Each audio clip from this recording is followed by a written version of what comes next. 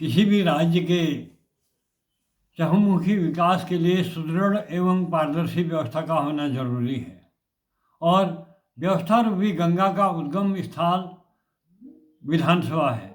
यदि विधानसभा में ही इसका उल्लंघन कर संवैधानिक व्यवस्था पर चोट पहुंचाई जाएगी तो इसके चौतरफा परिणाम अस्थिरता और उथल पुथल करने वाले होंगे।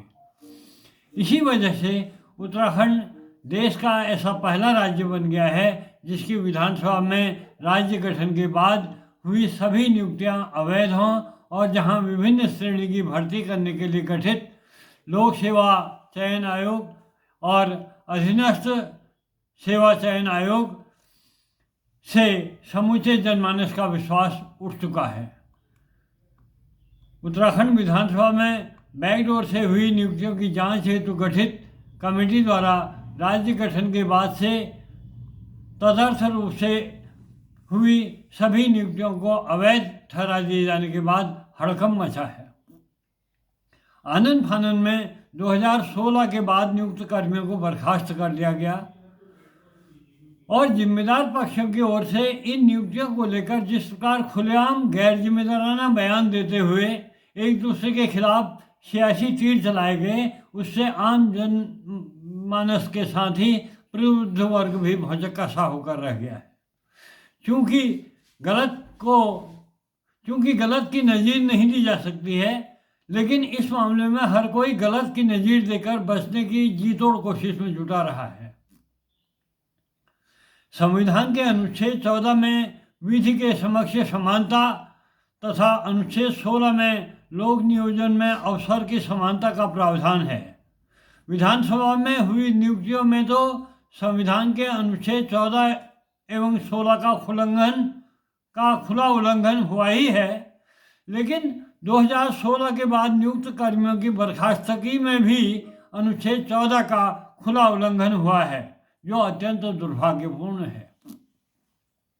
राज्य गठन की शुरुआत से लेकर अब तक हर जिम्मेदार पक्ष द्वारा कायदे कानून को ताक में रखकर अपनाई जाती रही पिक एंड चूज की नीति से हतप्रभ उत्तराखंड राज्य प्राप्ति के लिए समर्पित होकर संघर्ष करने वाले आम जनमानस ने इसके बाद स्वयं को बुरी तरह से ठगा हुआ तब महसूस किया जब विभिन्न श्रेणी की भर्तियों के लिए गठित उत्तराखंड अधीनस्थ सेवा चयन आयोग एवं उत्तराखंड लोक सेवा चयन आयोग द्वारा भर्तियों के लिए आयोजित परीक्षाओं में नकल और पेपर लीक के मामले सामने आने शुरू हुए। लोक सेवा आयोग द्वारा हाल ही में पटवारी भर्ती हेतु आयोजित परीक्षा के लीक होने से हड़कंप मचा है। राज्य के युवाओं में गुस्सा है और अभिभावकों में अपने नौनिहालों के भविष्य को लेकर चिंता है। हालांकि पेपर लीक होने की जांच के साथ ही इस अपराध में लिप्त दोषियों की गिरफ्तारी जारी है और सख्त नकल विरोधी अध्यादेश लाने की तैयारी भी जारी है। लेकिन हैरत अंगेज पहलू यह है कि लगातार हो रही ऐसी आपराधिक घटना के लिए जवाबदेही के सवाल पर सब चुप हैं। अति गोपनीय कक्ष जहां प्रश्न पत्र रखे गए थे, क्या वहां जयमाल नहीं लगे थे? अगर जयमाल लगे थे तो सूचना कैसे वहां से लीक हुई?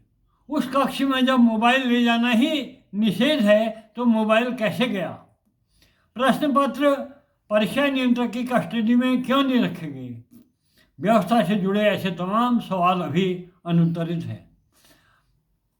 आखिर जवाबदेह कौन है इस पूरे मामले में? इस सवाल के उत्तर के लिए 2015 में हुए ऐसे ही मामले की पृष्ठभूमि में जाना होगा। वर्ष 2014 में अधीनस्थ सेवा चयन आयोग का एक्ट बना और 2015 में विनियमन होने के साथ ही यह फंक्शन में आया। 2015 में ही ग्राम विकास अधिकारी एवं ग्राम पंचायत अधिकारी की परीक्षा में नकल और पेपर लीक का मामला उजागर हुआ। हालांकि इसके बाद भी नकल के चलते अधीनस्थ सेवा चयन आयोग द्वारा आयोजित 3 परीक्षाएं निरस्त हुई और 7 जांच के दायरे में हैं, जिससे आयोग की खूब किरकिरी हुई है। लेकिन दिलचस्प पहलू यह रहा है कि वर्ष 2015 में एक परीक्षा में हुई नकल के लिए आयोग के तत्कालीन अध्यक्ष सचिव एवं परीक्षा नियंत्रक को दोषी मानते हुए तीनों को 4 माह पूर्व गिरफ्तार कर जेल में डाला गया है, जबकि अन्य परीक्षाओं में हुई धांधली की जवाबदेही पर चुप्पी है। लोक सेवा आयोग में संवैधानिक व्यवस्था का परिपालन सही तरीके से हुआ होता तो पेपर लीक जैसी आपराधिक घटना कदापि घटित नहीं होती।